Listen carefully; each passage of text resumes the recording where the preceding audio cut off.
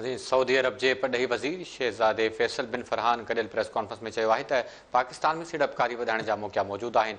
SIFC ते तफ़सीली briefing हुई जंहिं ते एतमाद मिलियो आहे। इस्लामाबाद में पॾही वज़ीर इसहाक डार ऐं सऊदी अरब के पॾही वज़ीर शहज़ादा फैसल बिन फरहान कढियल प्रेस कॉन्फ्रेंस कई। उन मौक़े ते इसहाक डार जो चवणु हो त पाकिस्तानी हुकूमत ऐं अवाम में सऊदी अरब जो एहतराम आहे। सऊदी वफ़द जी आमद ते इंतहाई ख़ुशी थी। सऊदी क़यादत जे पाकिस्तान में सीड़पकारी वधाइण में दिलचस्पी ते थोराइता आहियूं। हुन चयो त SIFC ते प्लेटफॉर्म तां ज़रिए पाकिस्तान में सीड़पकारी वधाइण चाहियूं था। पाकिस्तान सीड़पकारी जो मर्कज़ बणजणु चाहे थो। सऊदी वफ़द सां IT, मदनियात, ज़राअत ऐं ॿिनि शोबनि में सीड़पकारी ते ॻाल्हियूं थियूं ऐं पाकिस्तान सऊदी सीड़पकारनि खे मुकमल तहफ़ुज़ ऐं सहकार फ़राहम कंदो। उन मौक़े ते सऊदी पॾही वज़ीर चयो त संदन ही दौरो वज़ीर आज़म ऐं सऊदी वली अहद विच में मुलाक़ात जो नतीजो आहे ऐं पाकिस्तान में इस्तक़बाल ऐं महिमान नवाज़ी ते थोराइता आहियूं।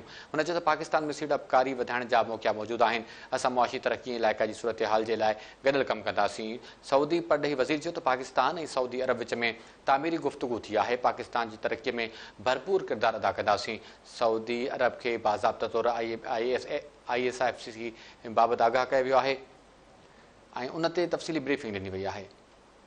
Population and vast mineral wealth, complemented by a vibrant IT sector and abundant prospects for renewable energy, including solar, hydro, and wind power. Our agriculture sector, a backbone of our economy, thrives on fertile land and a vast network of water resources, presenting numerous investment opportunities in agri-tech and food processing. Pakistan can prove to be the region's food basket. Our IT sector is burgeoning, supported by a large tech-savvy youth population and initiatives that foster innovation, such as technology parks and a series of government incentives.